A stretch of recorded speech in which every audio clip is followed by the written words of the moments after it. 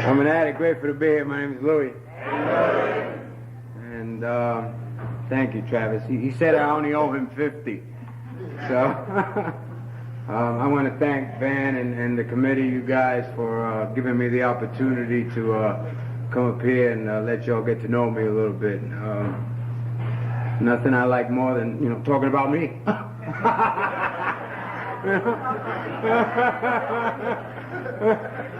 And Narcotics Anonymous, not necessarily in that order, but it's a true, it's a privilege and an honor to be asked to, be anywhere in my life.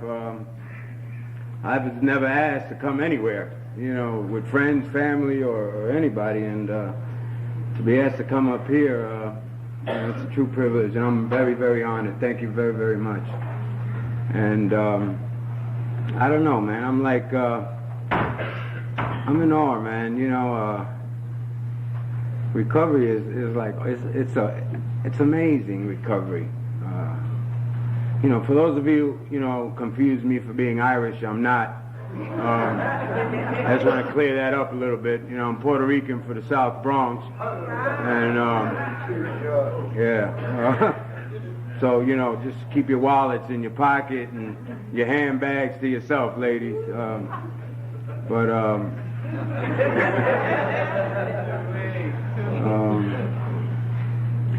It's funny, we talk about that and we talk about stereotypes and these are things that we grew up with, and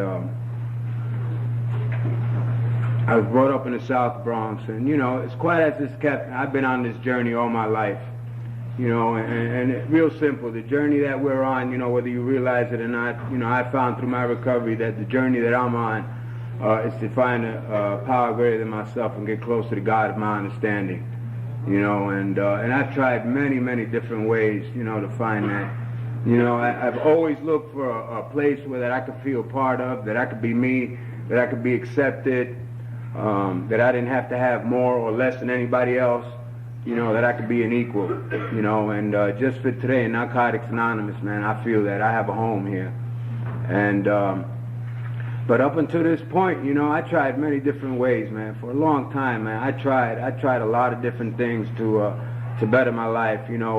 Up in New York, we used to have what they called, TCs, therapeutic communities, and I started, running into those houses at the age of 15 years old. And, I was up in, Daytop Village, I was in Samaritan House, Phoenix House, Odyssey House, your house, my house, where there was a house, I was there, Give me, 3 hots and a cot and I was straight, and, I tried that route, I tried many religions, I used to chant Nam Myoho Renge Kyo, Nishoren Shoshu Buddhism for about 3 years, we used to chant in front of this little wooden box with this little scroll, and, every time I went to jail, I was one of them, double Muslims, couldn't wait to get to Allah and take 2 or 3 people with me, and, I could never be a 5%er. I was 2 1/4%er, but, I tried, man. 1981, I converted to Judaism.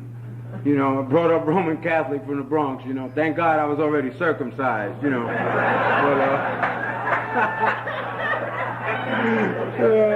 But I like Judaism. Judaism was nice, Catholicism, it's like, it's all straight one way, But Judaism, you go to 20 different, it's like here, you go to 20 different, rabbis and you ask for an opinion and you get 20 different opinions, And of course I do the one that tell me to do nothing. So it worked out. But I remember going to the Bronx after I converted and going to the Bronx trying to convert all the Puerto Ricans and brothers, to be, me and Sammy Davis Jr., we got it covered, we'll go up to down in Orchard, down in the Lower East Side and open up a coat shop or something like that, make money. Because it was like, I always thought that I needed to find something outside of me.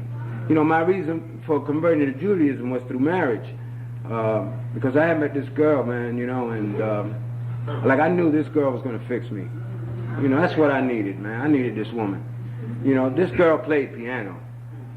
No, really. Hey, no, she played actually like classical music on piano. This lady was an artist. you know, and I knew, and this lady like knew, like, you know, like you go to these restaurants and they got like, you know, 18 forks, you know. I mean, this woman had class. Like, she knew what fork to pick up with what meal you were having, you know. And I knew, and what color wine to order, what meat you were having. You know, with the, what is it, with the fish you have white, and with the red, with the meat you have red. You know, Mad Dog came in one color, you know.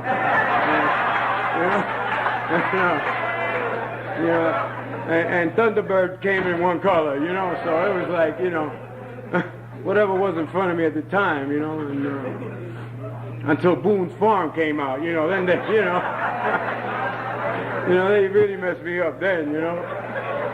And but like I knew, you know, that if I got together with this woman, she was going to change my life. And you know, later on in our relationship, I remember, you know, towards the end of our relationship, I was throwing her up against the wall because she was digging in the area of my rug for rocks, you know.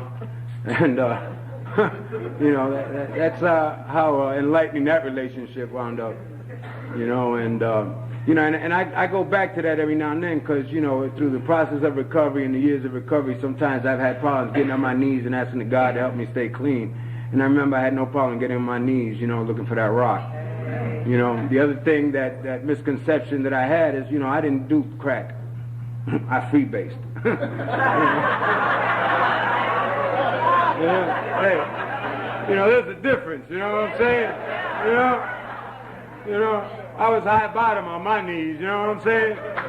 And, you know, all this misconception, our basic text tells us that we're misinformed people, man, and I had a lot of misinformation through the years, you know. And you know, one of the biggest things that I learned, man, because growing up in the Bronx, you know, my mother was a super, and you know, she was from the island, moved to New York, and she was a super of a few buildings, you know. And you know, back then in the Bronx, what we had was the youth gangs, you know. You know, we didn't do that drive-by stuff that they do now, you know.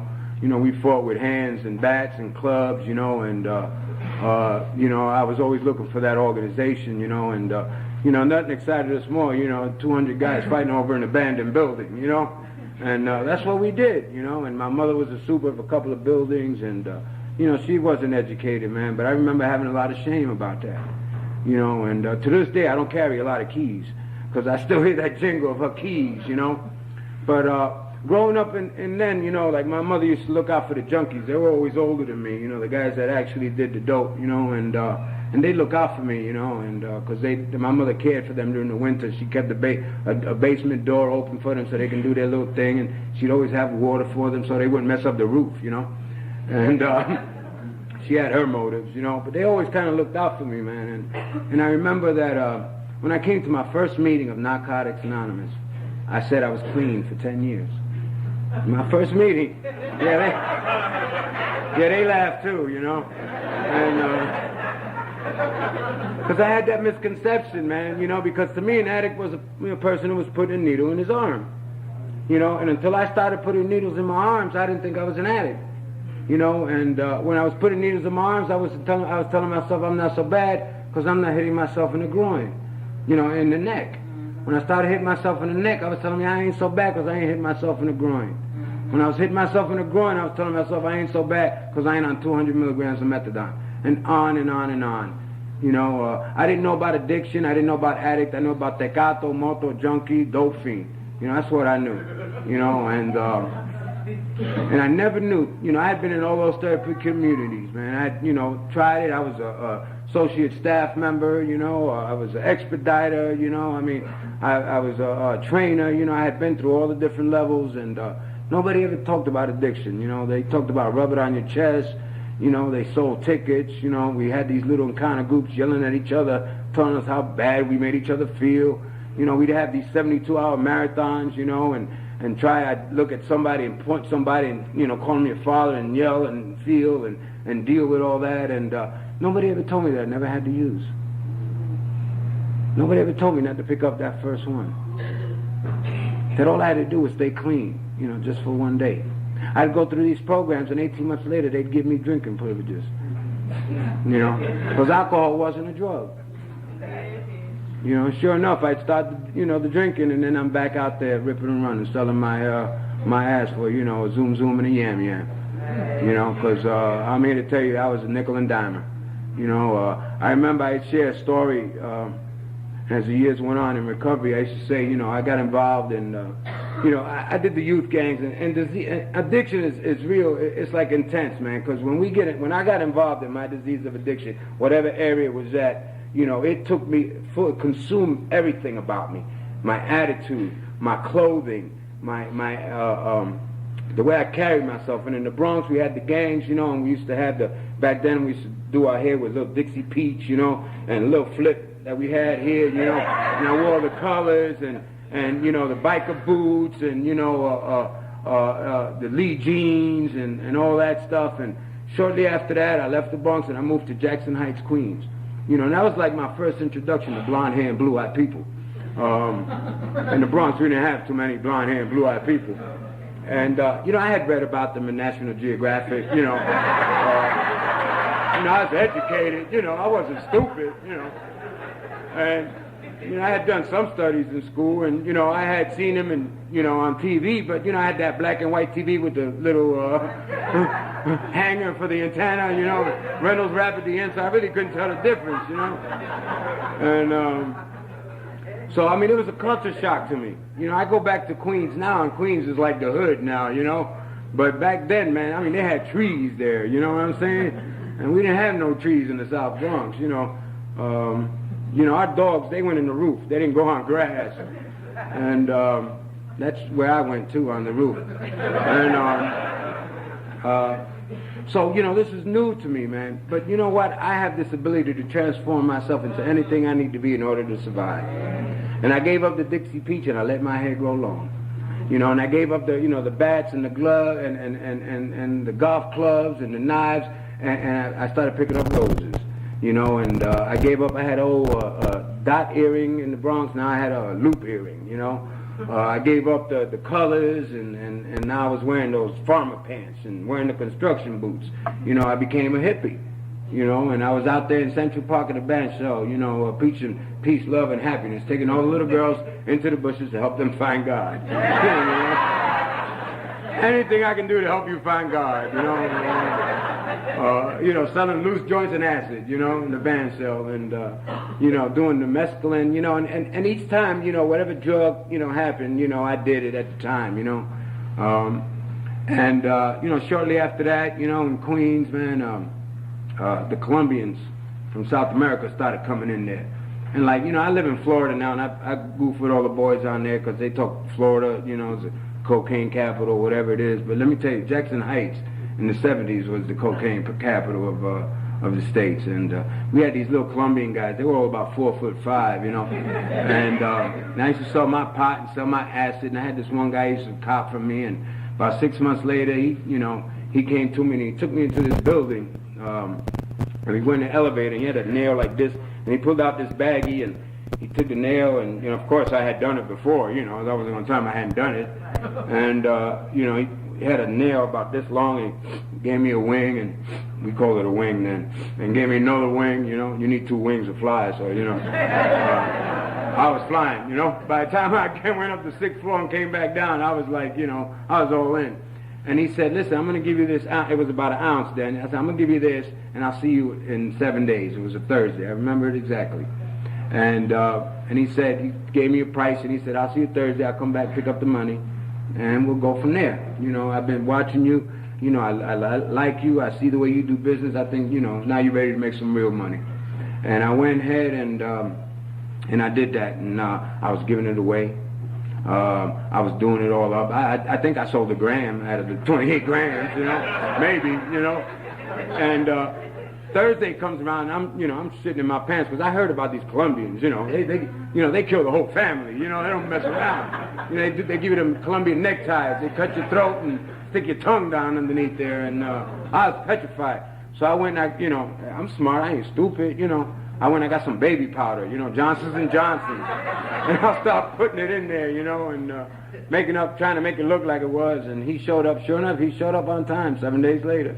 And I gave him this, and I'm shaking, you know, I'm giving it to him, and I said, listen, not a problem, because I got money from all the business, man. You know, I don't know what I did. I went up, I got honest first. Honesty does work. So I tried it once, and And I said, look, I don't know what I did. I messed up. I was giving it away. Everybody, all of a sudden I had a lot of friends, you know, and everybody was all over me. But here, I'll pay you out of my other stuff. And he started laughing, and I was petrified. And he said, don't worry about that, man. I did that with my first 4 kilos. And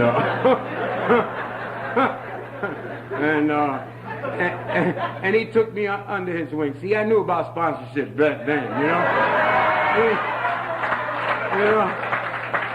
They talk about when you get a sponsor, make sure you want something, you know, have something, you know, that you want what he's got. Well, I wanted what he had, you know. And he took me under his wing, and he turned me onto this fabulous world, man. And I became this, like, you know, cocaine cowboy in Jackson Heights, Queens, you know. And again, the disease of addiction, how it encompasses us all, you know. I got rid of the long hair. Now, you know, I'm doing that DA, you know, that one where you blow your hair for about 4 or 5 hours, you know. I got rid of the loop earring. Now I got a diamond. You know, I got rid of those construction boots, and now I'm wearing those 2-tone pointy shoes. You know, Shams the Baron shirts. You know what I'm saying? The gabardine pants with the flare. You know, and I had arrived, man. I was the man. You know, they had no second step. The Colombians, they trusted me with their product. And I got into the business, and I was like, you know, I was it, man. Everybody was looking for me, you know, and something started to happen as the time went on. Yeah, you know, I don't know if anybody here was a dealer or if you know, but I mean, you could play with cocaine, you know, and the cocaine that we were getting back then, I mean, you could step on it, you know, but every time I got a package, I came short. I don't know why. How could you come short on a package?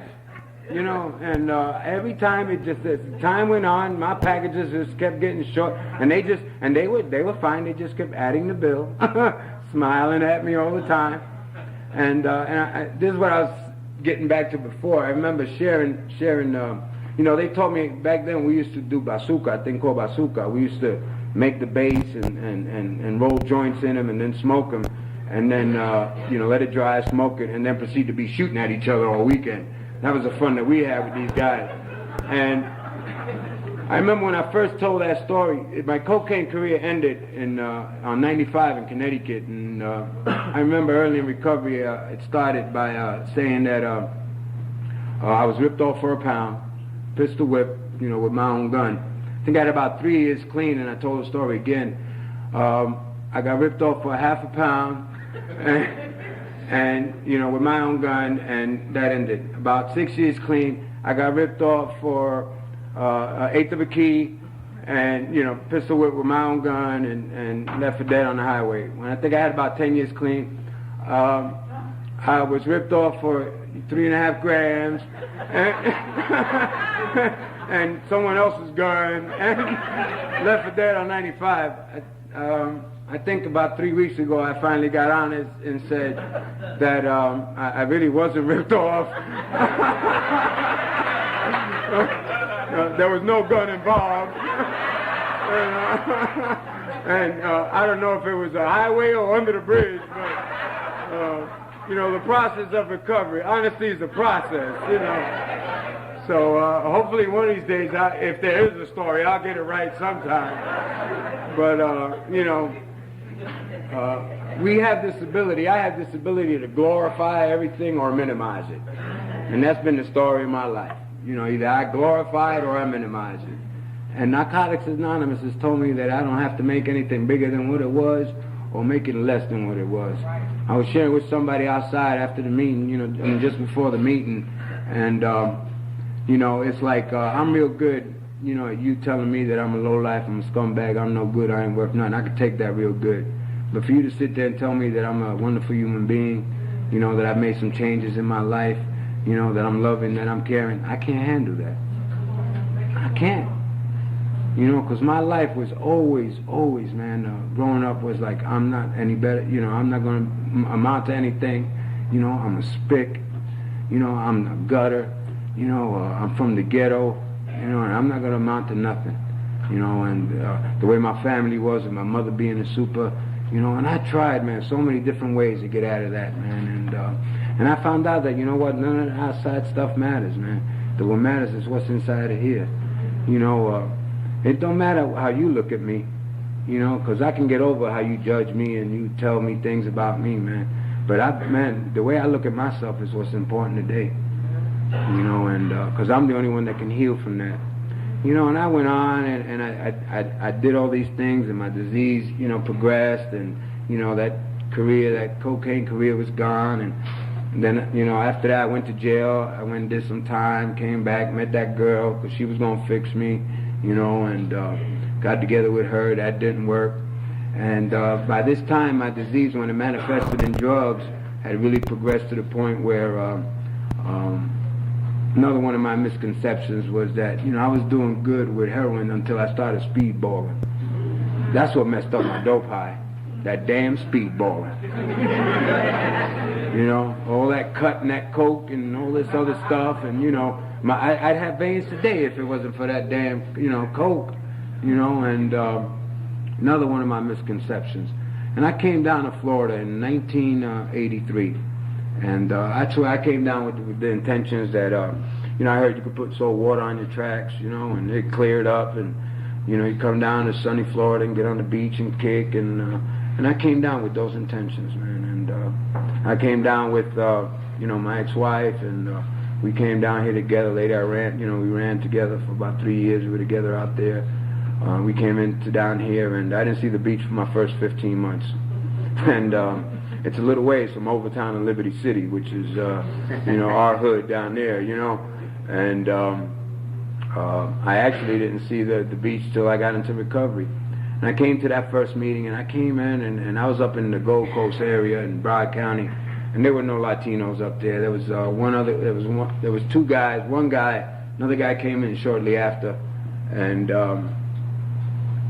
I'm real grateful, man, you know, because I came in with a lot of racial issues, man. You know, as quiet as this catch, you know, we got some issues, you know, and, you know, if you didn't look like me, smell like me, eat the food that I eat, you know, it's funny. I goof around today, you know, I ate rice and beans all my life, and today it's a health food, you know. All my life I ate rice and beans, and they goof for you, rice and bean eating, poor, welfare, you know, and today's a health food. So, you know, I came in with a lot of that anger and those fears and those insecurities and that judgment, man. And I thank God for the people in my area, you know, because they love me in spite of my anger, in spite of my prejudices, in spite of my fears, man. You know, they told me that all they were worried about was, you know, what problem I had and what I wanted to do about it. And the problem was the disease of addiction, you know, and they love me, man. They love me back to health. When I had 6 months clean, I didn't get this the first time around either. It took me a few times, man. You know, finally surrendered to the fact that I couldn't safely use the drug. You know, and I need to clarify that too.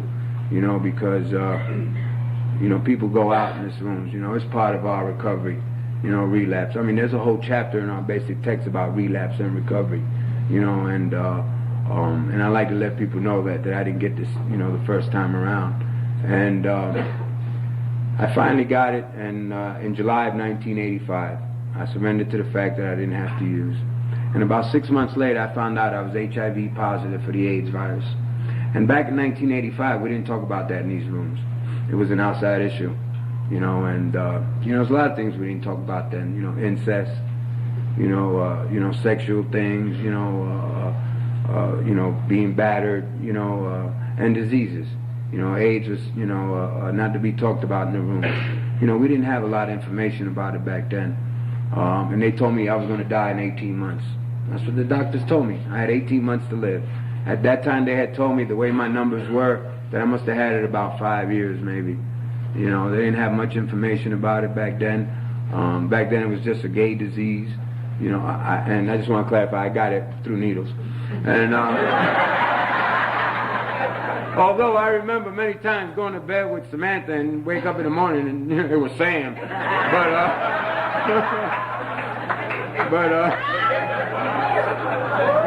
Oh yeah. They got a way to you know. You know.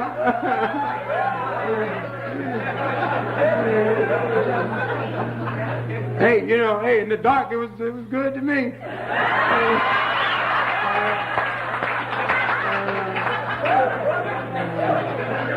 And it got me a wake-up shot, so I didn't care. And,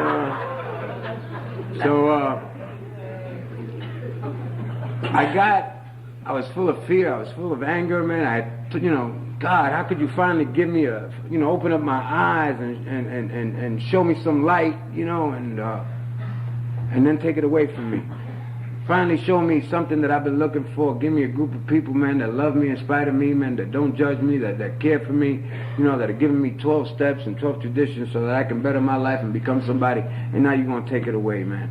And I felt less than. I felt less than the guy that had shot dope in the same place I shot dope with, and he didn't have the disease.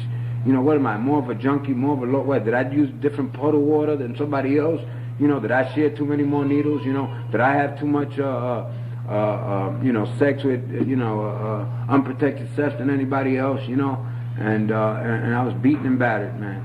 And I got angry, and I went on a rampage, and I started taking other women's lives into my hands, and I started practicing unsafe sex in these rooms, because I needed something outside of myself to make me feel good. I felt less than a man. I was angry at God. I was angry at you. I was angry at the disease, and I needed something to fill. And I kind of surrendered to the fact that I couldn't use the drug, but this disease manifests in so many different areas. And one of the hardest areas for me have been sex, and I went on the chase, man. And I looked for that power greater than myself. I chased women in these rooms just like I chased my dope, and I took a lot of women's lives into my own hands. And, I can stand here today and by the grace of God, I've made amends to all those women, and only by His grace, none of them ever came back positive, and that's truly a miracle, and I'm going to share about a lot of miracles that have occurred in my life, not as a result of anything I've done, just a result of a loving God in my life. And about the only thing I've done right in Narcotics Anonymous is I haven't picked up, and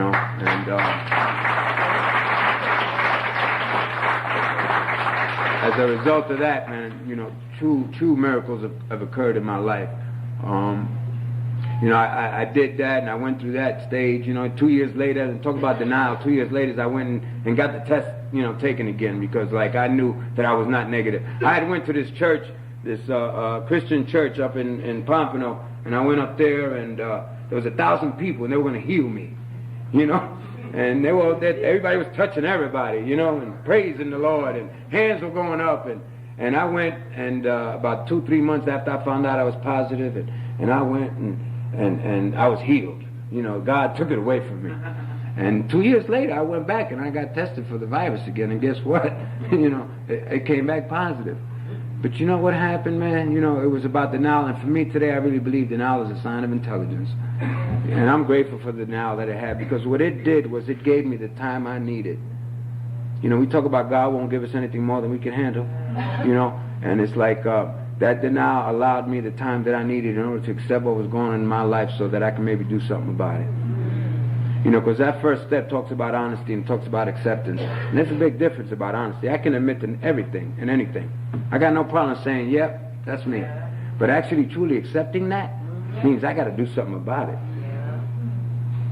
And when I truly, at the time when I truly surrendered to the fact that I was HIV positive, I had to make some changes.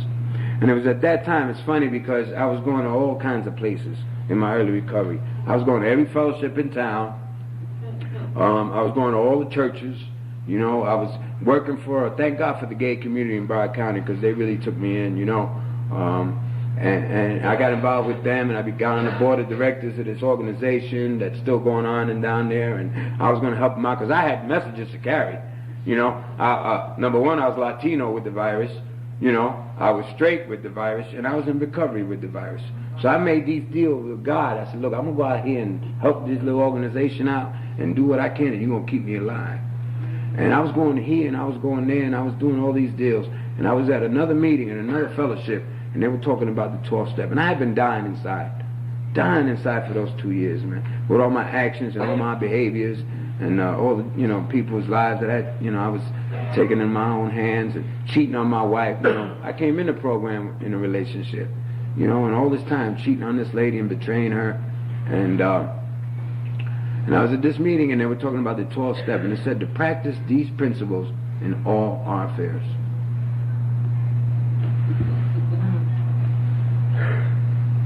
It says, practice these principles in all our affairs.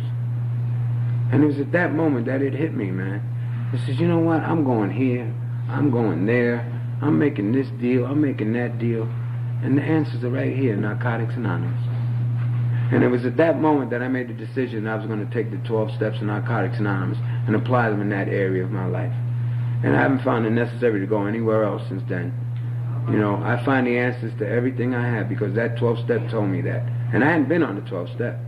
I got a sponsor, and I started working the 12 steps. Before I worked the 12 steps in the area, when I actually sat down and started writing the 12 steps, it wasn't on my disease of addiction. It was on my disease of HIV. You know, and that's when I started taking these steps, and I wrote a first step about it, and I did a second, and I did a third, and I did a fourth step, you know, and I talked about all those risk behaviors that I had done, and all the shame, and all the anger, and all the guilt that I had, and I shared a fifth. And you know what? You don't need to you know, the principles are the principles, the steps are the steps. You don't need to have the virus to understand what I'm going through. You know, you don't need to be a Puerto Rican from the South Bronx to know how I was for me to grow up. You just need to know about shame and guilt and anger and fear and depression and, you know, and loneliness, you know. And if you can identify with that, guess what? You got an answer for me, you know. And that taught me about unity. You know, it also told me about the only requirement for membership is a desire to stop using. I don't have to come from somewhere. I don't have to have done a certain drug. Because, you know, for years it got real grandiose. If you didn't shoot dope, you couldn't go to Narcotics Anonymous, you know. Or if you drank alcohol, you had to go here. You know, or if you did this, you had to go there. You know, and our disease is all inclusive. You know, and by the grace of God and a loving sponsor, he guided me through the 12 steps in that area. And then it gave me the time that I needed to go ahead and take the 12 steps and apply them in the area where it manifested in drugs. You know, and I've done the 12 steps in many different areas. You know, I lied and I cheated on my wife for a long time. And, you know, I'm going to get into some of the miracles, man, that have happened in my recovery. And, you know, obviously I haven't died. I didn't get sick, you know, for a long time. I'm still here. This woman, we were out there together and for years, you know, using. We came into the program together. We got married in the fellowship. You know, this woman had such a wonderful understanding. She knew that me cheating with her, with other women, had nothing to do with her. You know, it had to do with how much pain I was in, and my self-esteem was so low that I needed to use you to make me feel good. And she loved me unconditionally. And about 8 years into our recovery, you know, we separated. 7 years we separated, and she got sick. And, you know, I had made amends to her for all that stuff. You know, so I thought in my head. See, what happened was I found this little girl. She's about 20 years old. And, yeah. and I'm in my, you know, 30-something, you know. And I was hurting so bad, man, you know, at like 7 years, man, that, you know, here I was, you know, because I had thought I had recovered from that. You know, I used to go to conventions and I'd talk to the ladies and hug the ladies, and then I'd go home to my wife, you know, because I was recovered. I was well in this area. And this one time, this little girl, about 20 years old, started shaking her little butt to me, you know, and I got a little whip. And, you know, and I was looking good, you know. And 7 years is a lot of time, you know. And I was saying all the right things, you know. And I started cheating on my wife again, man. And, you know, it's funny, all the boys would get together, you know, and, I mean, yeah, you know, God is funny, you know. This girl was like a little rabbit, man, you know. I mean, you know, I had to tell her to get a boyfriend, because I just couldn't keep up with her, you know. And, I mean, you know, I was having sex 10, 12, you know, times a day, man. I was feeling good. I was walking around, you know, first couple of weeks, man, all the boys, damn, Louie, look at you, man, you glowing. And I'm walking around, yeah, I'm feeling good, man. You know, I'm the man. I got this little girl. I'm looking good. You know, a month later, I'm breathing air out of a gas tank, you know. Because I couldn't do it, man. You know, I just couldn't do it. I was dragging ass, man. And I had a guy, man, I was in the grip of the disease, man. I was in the grip, man, but I was clean. You know, I said, I can do whatever I want in these rooms as long as I don't pick up. Well, I'm here to tell you, you can't do whatever you want in these rooms as long as you don't pick up. And I was in the grip, man. I was like lost, man. I was in it, man. That was like my dope, man. It was good, and I was going for it. And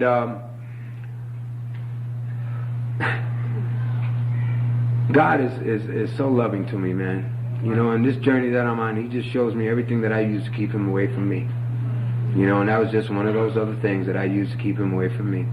And, I said I thought I made amends with my wife. She got sick, and, we separated. We got a divorce in February, and she died in July. And right before she died, man, she was in the hospital, and she had a new boyfriend in her life back then, and he didn't want me to go to the hospital.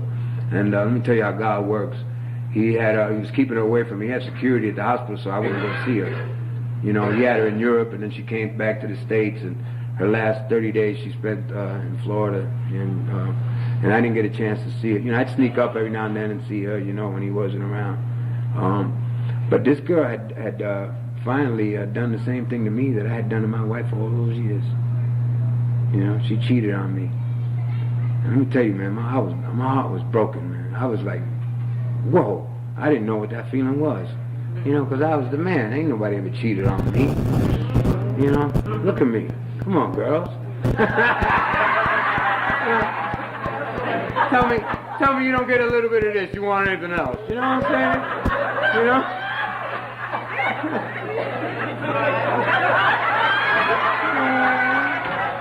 And a couple of you guys, too. Come on now. There it is.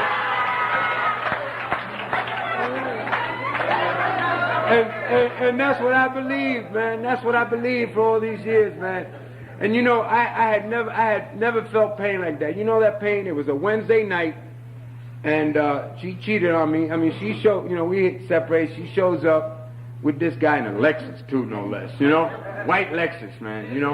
And the guy pulls up, and I had 9 years. I had 9 years clean now, and I remember I had my hands around the guy's neck. It was on Wednesday night meeting. I had my hands around his neck. And he was telling me, but Louie, you got nine years. And I was saying, you know what? All that means is that I can do time. That don't mean nothing. And I was in that pain that like cues you over, man. And so what do? I took my best friend's son. I had to go to Tampa because God is good. My best friend's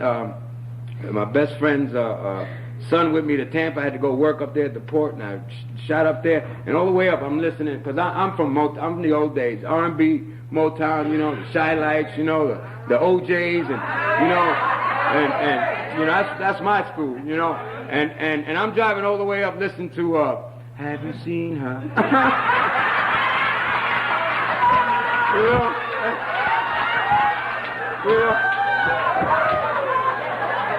Bet you by golly, wow,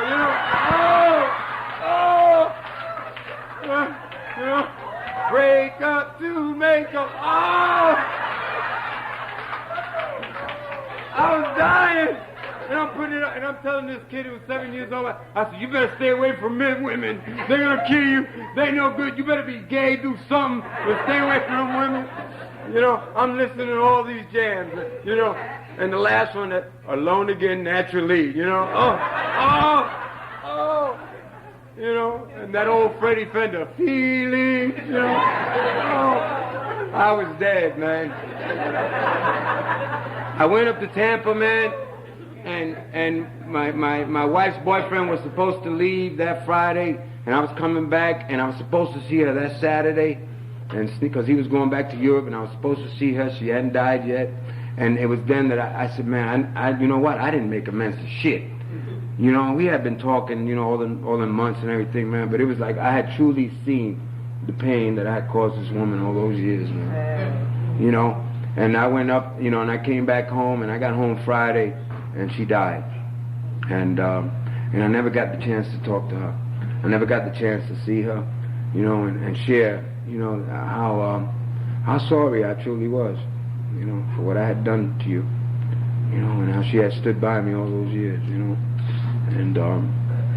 God is so loving, man. I didn't go to their service, they had their own service. I wasn't invited, and she was getting cremated, you know. And out of all the crematories in Broward County, in South Florida, the guy that was the head of that crematory was my next door neighbor. God's good. In our townhouse that we lived in. And he saw her body there, and he knew a guy that was in the rooms that worked in the cemetery business. And he looked at her, he says, man, that's Louie's wife. But he didn't see my name in any of the papers. And he turned to this guy, because he had known I had broken my anonymity, and this other guy had broken his, and, you know, to him. He said, man, you know this guy named Louie, that he's in that, you know, he goes, because this is his wife here, man. And the other thing about it was that her paperwork got delayed for her crematory. And the other miracle is that that was when she was supposed to get cremated, it was his days off, but her paperwork got delayed she didn't get cremated till about 6-7 days later, and those were his 2 days off. And when he came back, you know, she was still there because her papers got delayed. And I got to spend 20 minutes with her, you know, before she actually got cremated. You know, and God gave me that, man, because God knew that I needed to heal. God knew that I needed to talk to this woman and tell her, man, you know, and truly understand the pain that I had put her through. You know, and that's a miracle, man. You know, because this guy, you know, he had security people hired to keep me away from her. I wasn't invited to any of the, you know, the service, you know, and my God is just so wonderful, man, that he allowed me, you know, to do what I needed to do in order to heal. And I haven't cheated since then, you know. I got together with the woman, man. Again, he's blessed me, man. He put a woman in my life, man, that, you know, loves me, man, and is there for me. And shortly after that, and, you know, we got married, and 8 months later, I got sick. For the first time, you know, with the virus and everything, I got sick, man. And let me tell you, it was a rough couple of years, man. You know, I'm standing up here looking like this, you know, at 200 pounds, man, but I was like 120 pounds, 115 pounds. I went into a coma a couple of times, man. I had a bad case of neuropathy. I couldn't go to meetings. I couldn't get hugged. I couldn't get touched. I was in the hospital.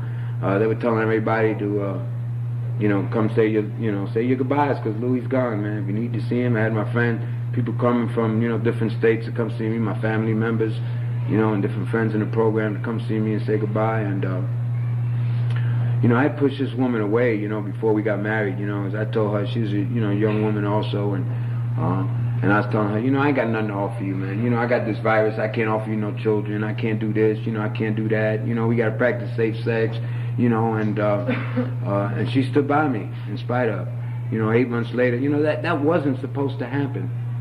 You know, me getting sick wasn't supposed to happen. We had this beautiful wedding, you know, and 8 months later, I was not supposed to get sick. That's not the way I planned it. You know, we were supposed to go on in our recovery and live happily and just go on with our dreams and have them fulfilled and all the goals that we had, just move on. You know, and I got sick, man, and this woman carried me to meetings and pushed me in a wheelchair and, you know, wiped my ass and you know, because I had to shit and piss and everything on myself, you know, I had no control over anything. She stood by me, man, and I had pushed this woman away for a long, you know, for a few months before I actually, you know, then I got sick and I told her, I said, see, you didn't have to do this. You should have listened to me, yada, yada, yada. And she stood by me, you know. And I got better. I don't know how, man. You know, but I was dead. I was. You know, and, you know, they talk about prayer, man, you know, and the power of God, you know, and true miracles, man. And, you know, the miracle wasn't so much that I'm here alive today. You know, but the miracle was the life that I had lived up until then. You know, that I was okay. You know, I was truly okay wherever I was at. You know, I'm not telling you I wanted to die. Please, don't get me wrong. I'm real glad I'm here. You know, but the state of mind that I was in, man, was like real okay with whatever the result was going to be. Because that's what the third step is about for me. You know, it's about turning my will and my life over to the care of God in whatever area, whatever situation I'm going through, and being okay with the result no matter what. Whether it's the result I want it to be or not. And went ahead and I got better, and, you know, we sold our house, and I bought an RV, man. I bought a 29-foot RV. A recreational vehicle. I couldn't even pronounce that for the first few months. I used to call it a VR, you know. You know, boys from the South Bronx don't, you know, buy recreational vehicles, you know. And I had this 29-foot RV, and we traveled the country, man. And oh, it was great, man. I started getting physically better and healthy. I could get hugs now, man. You know, Bill was talking about the hugs with the men and this and that. And there was about a time in 2 years of my recovery where I couldn't get a hug, man, because I had such a bad case that I couldn't be touched.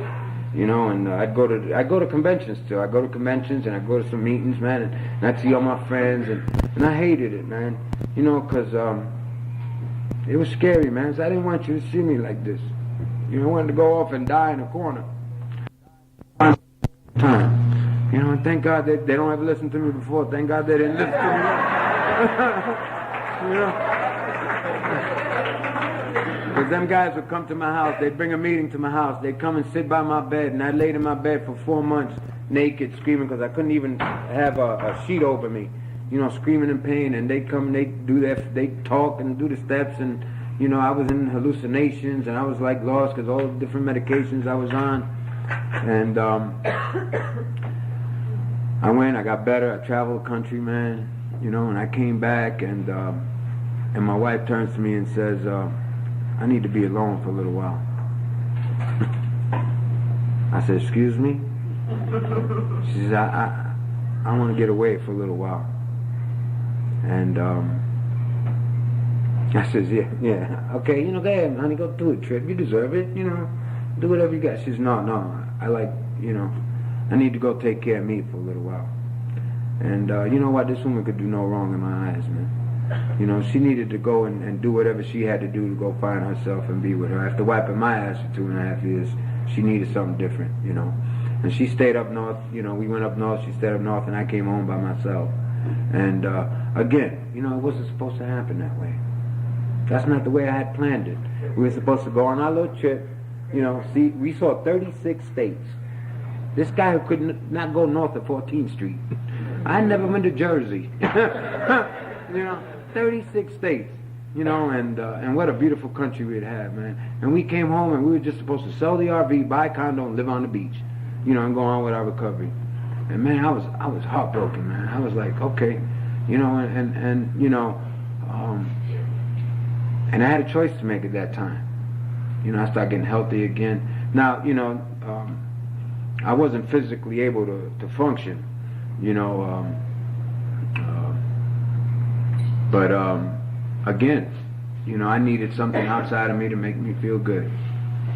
And I started looking good again. I started feeling good. Girls started coming up and talking to me, man. And you know what? I didn't pick up, man. For the first time in my life, man, I stayed alone for a whole year. I never knew it. I always had a woman on my side. I always had somebody to take care of me. You know, a mother, you know, a sister, a lover, you know, and for the first time I was alone, man. And I had finally surrendered. You know, we make plans, man, you know, and it's okay to make plans, man. I went to the Puerto Rican convention this year. And in February, I said, you know what, I'm moving to, next month I suppose, I'm going to go live in Puerto Rico for about a year.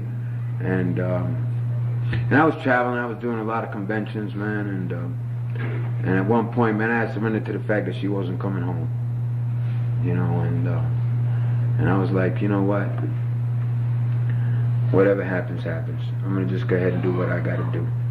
And I stayed close to my friends, and I started, you know, getting back involved and going to meetings and going to my area.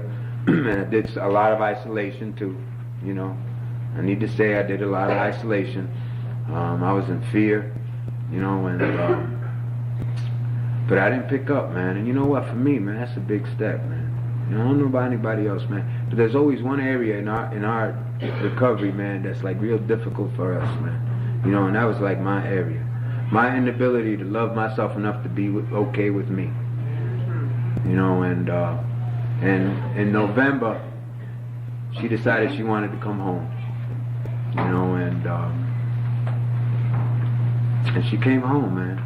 Let me tell you how good it feels that my wife can go into any meeting in my area and not worry about who I was with that whole year. What a freedom that is, man. A couple of the guys, you know, she got to worry about. But none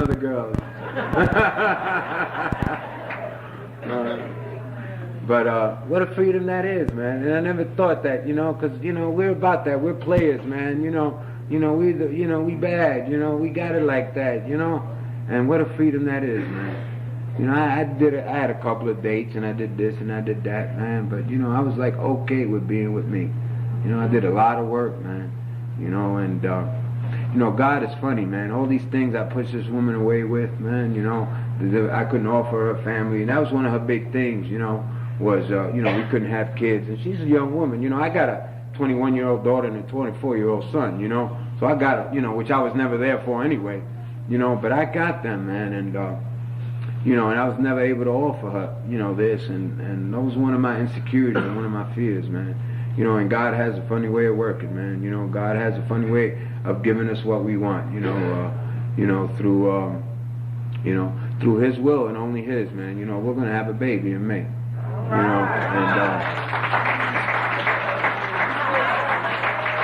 that's a miracle, man. That like blows me away, and the baby, there's no fear of, her getting the virus or getting anything like that, you know what I'm saying? And one of her dreams is coming true, man. And God loves me so much, man. He's going to give me another opportunity to be able to be a father.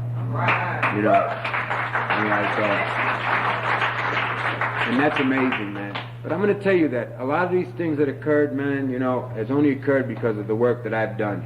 I have 2 kids that I was never a father to. And when I got to the 9th step, when it came to the area of my children, man, I had no idea where they were. They came from 2 separate, mothers, and they were in 2 separate places, and I had no idea where they were. And somebody suggested to me to go to Big Brothers and Big Sisters. And I was going to do an indirect amends that way for not being a father to my kids. And I became a big brother to this lady that was in the program, and I did that for about 2 years, man. And as a result of that, one day I woke up in the shame and the guilt and all the feelings that I had, for not being there for my children was lifted, and shortly after that, because I had surrendered, I'm never going to see my children again. Just like I had surrendered, I'm never going to be able to say, I'm sorry to Katie. And just like I surrendered, and I'm never going to be able to do this, and I'm never going to be able to do that. But in the meantime, I had some work to do. And I did that work. You know what? And both of those children are in my lives. I looked for my son, I knew where his grandparents lived, and I was able to go back there, and I went and I saw him, and his grandmother pointed to me. He was hanging out in the street corner. And I didn't know what he looked like. I just knew his name was Louie. And I went up there, and this is in Corona, Queens, and I go up there, and he's in the corner. And I said, "Are you Louie?" And I said, "Yeah." I said, "Well, I'm Louie too." And he says, "No." I said, "Yeah, I'm your father." And he said, "Damn, I thought you were the cops." I thought you was looking for me. I said, "Yeah, you're my son." You're my son now. And I have a great relationship with him. My daughter, I don't have a good relationship with my daughter. She chooses not to have me in her life, and she's 21, and that's okay. That's her choice, But I don't have to live with that shame and that guilt anymore because of that work that I did previously. I was suggesting that another loving person in Narcotics Anonymous gave me to do. See, I got to do the work before I can, reap the rewards. Before I can get the miracles happen in my life. Before I get the gifts. My mother had passed away, and this was early in my recovery. And I had made deals with God, man. Oh, please don't take her. It was December. She was sick. I went up north. I stood up there. I held her hand. I came back home. I was beaten. I was battered. Man, please don't take my mama away. This and that, making deals, the whole 9 yards, man. I couldn't surrender to the fact, man. One day I'm going through my briefcase, and I go through the briefcase, and I had done a little work on it, man. I had worked the steps in that little area, and I looked at it, and I found the original paper. When my sister, when I got the call that, that she was sick in what hospital and the doctor's name, and I looked at it and I said, "You know what? Your will, not mine, be done, God." And I did a 3rd step, and I said, "You know what? Whatever it is that has to be done, man, let me be okay with it. I'm not almighty and all powerful here." And I took that paper and I crunched it up. And that was late at night. It was about 11 o'clock at night. And the minute I accepted the fact that whatever was going to happen with my mama was okay, I got a call. My mom had died that morning. And my sister, have been trying me all day. And I had a beeper. I had a cell phone. I had the number. She called me at the office, and she couldn't get a hold of me. You know, God won't give us anything more than we can handle. He didn't allow me to know that my mother was passed away until I had totally surrendered that it'd be okay. You know, and that's the way God works in our lives, man. You know, I had surrendered to the fact that I never had a father. I never knew who my father was. I never grew up, you know, having that, man. And, you know, again, that shame and, you know, why did he desert me? I wasn't worth it. You know, I'm no good, you know, and I was having a conversation with a friend of mine over dinner about the possibility of finding my father. And I found my father. And I called this man, you know, and he came down and he spent 4 days with me after 40 years. Oh, I just gave my...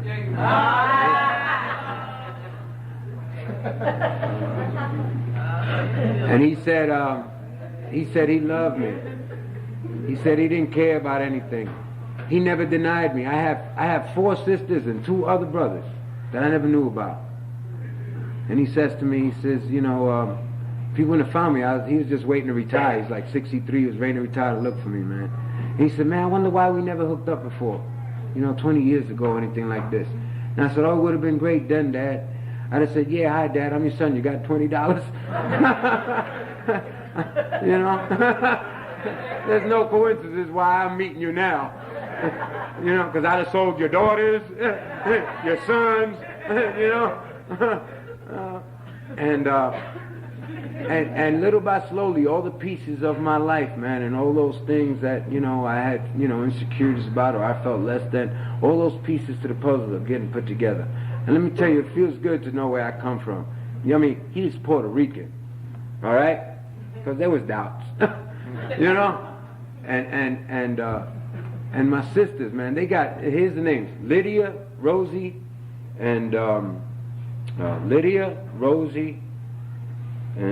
Iris. Talk about Puerto Rican names. Huh? I forgot the other one's name. And my brothers is Carlos and Juan, you know?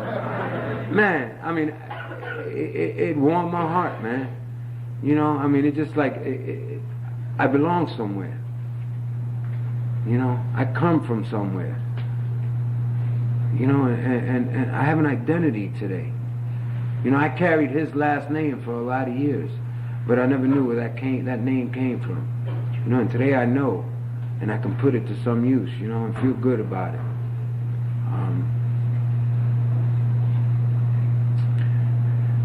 Narcotics Anonymous, man.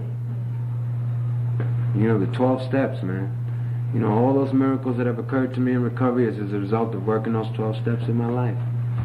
In whatever area it is that I'm going through, man, I got something, and I never had that before. You know, I never had a place where I can go to and share and have no outside issues. You know, because in here we don't. Anything that's going to make me use, I got to come to a meeting and share about it. You know, I don't go anywhere else, man. I don't need to pay anybody $150 an hour. You know, and I'm not saying that, you know, that's a bad thing. I'm just saying that just for me, you know, and because God won't give me more than anything I can handle. You know, we have a whole chapter, more will be revealed. You know, and little by slowly, if I do the one thing that you guys told me to do when I first came in was not to pick up, go to a meeting of Narcotics Anonymous, put my hand out to another recovering addict, I got a shot to live. You know, and I can get better, and true miracles will happen in my life. The most important thing, man, that if you get anything out of this message tonight, is that no matter what, you know, right, wrong, or indifferent, you don't ever have to use. Everything else I said in between, you know, is just stories. The true message of Narcotics Anonymous is no matter what goes on, you don't ever have to use. You know, and thank God that we have a choice today. Thanks for listening, guys.